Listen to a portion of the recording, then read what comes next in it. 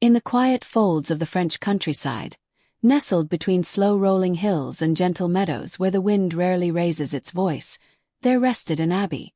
It was not grand like the ones built by kings, nor bustling with many monks. It was small, quiet, hidden among fields of lavender and tall poplars that leaned slightly with age and time. At the edge of this abbey, inside a stone-walled workshop that breathed with centuries of warmth, lived a glassblower. His name was Lucien. He was neither young nor old, just the sort of age where hands know what to do without needing to think, and hearts don't race with ambition anymore. His eyes were soft, like candle flame reflected in a glass of wine. His steps never hurried, and his words, when he did speak, fell as gently as dust on a windowsill. Lucien lived alone in the abbey's glass chamber, a circular stone room once used for copying holy texts. But when the monks grew older and their numbers fewer, the ink grew cold, and so the room changed. It became a place for shaping light itself. Long ago, the abbey had been gifted a stained glass window by a noblewoman whose son had found peace there. That window still stood in the chapel's eastern wall, casting morning prayers in gold, rose, and sapphire. But now, Lucien was the only one left who knew how to make another. And he did. Slowly, gently, without hurry. Each morning he rose before the sun. The abbey bell, just one, no longer rang. But Lucien didn't need it. The doves did the job for him. They cooed from the rafters and rustled in the cloister, and he would open his eyes to their soft greeting. The stone walls still held a little night cool, and the wool blanket wrapped around him stayed just a moment longer as he sat on the edge of his straw mattress, listening to the stillness. The quiet here was not silence, it was full of slow breath, of memories, of warmth held between walls and hearts. He would light a beeswax candle, not with a match, but with a taper from the coals he kept nestled in a clay pot, and let its glow guide him. The scent, faintly sweet, drifted in the air like the first thoughts of a dream just remembered. He washed his hands in cold water from the basin, letting the chill remind him that his hands were still steady, still ready to shape. Then, he walked barefoot across the cool stone floor to the furnace. The furnace had a name, Étoile. No one else called it that. No one else remained to, but Lucien always had. Long ago, when he was just an apprentice, he'd asked why the glass shimmered when it cooled. His master had smiled and said, "Because even stars need to be softened before they shine." That stayed with Lucien. And now, every day, as he fed wood into Étoile's belly, he whispered to her, "Wake gently, old one," he murmured. "The light is ready to be born." And she would come to life slowly, with a glow like coals beneath snow.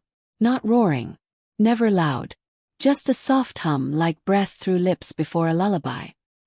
In medieval times, glass wasn't just made, it was grown in a way.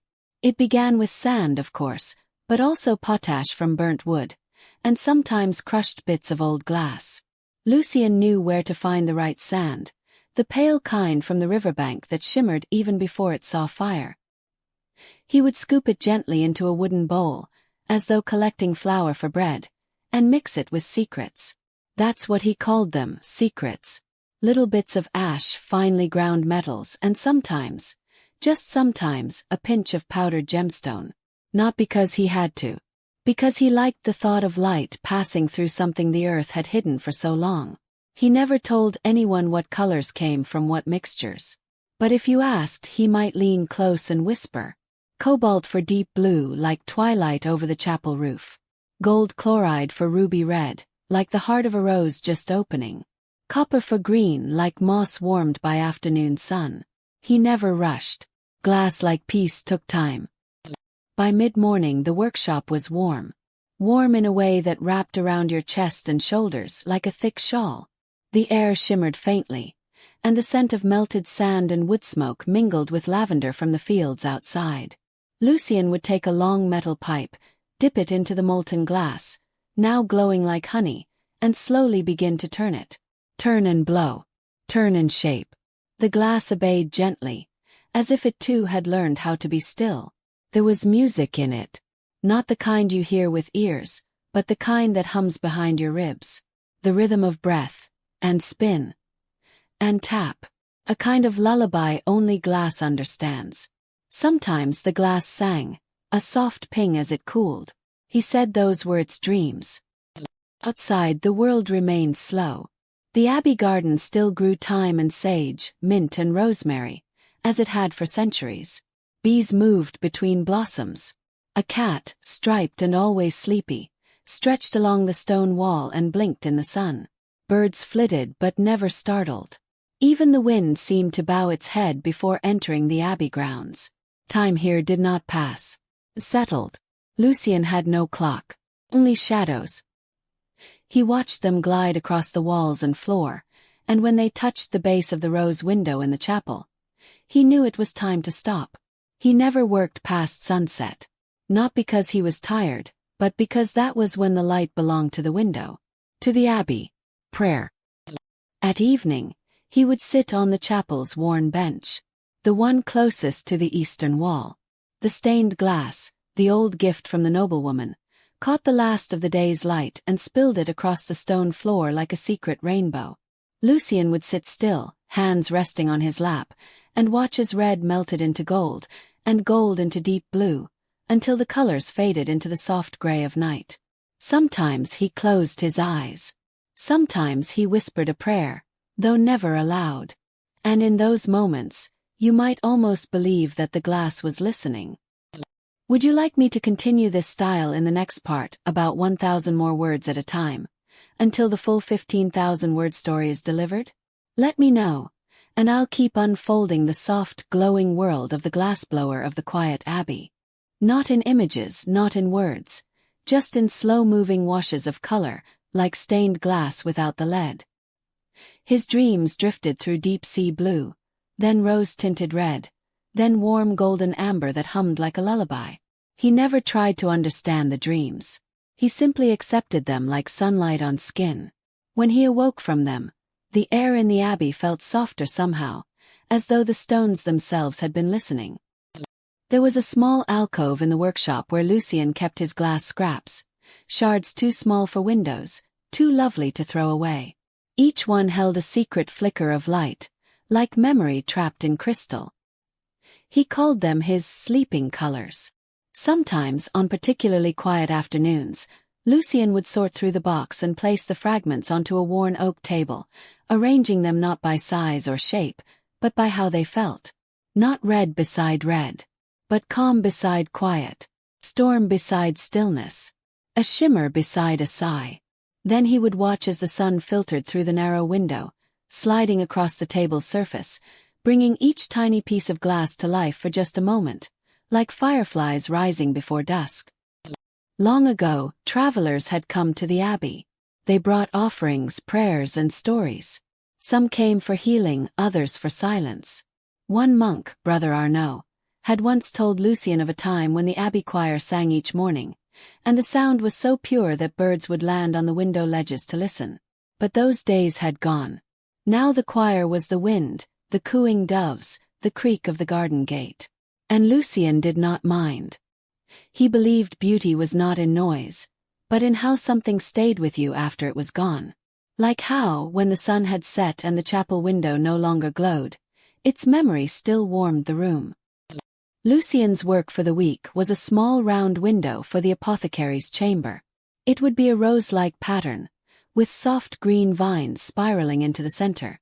He chose the colors carefully, not just for how they looked but for how they would feel in morning light.